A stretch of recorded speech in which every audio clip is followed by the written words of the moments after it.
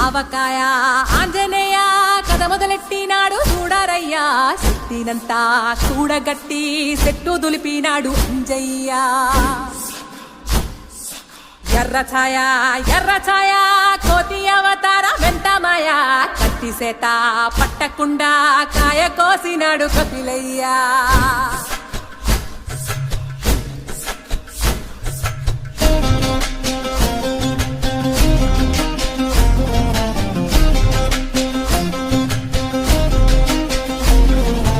అంజన్నమ్మ ముందు వంజుల్ పుంజుల్ సీడి మామిడి ముక్కలు కుప్పల్ తెప్పల్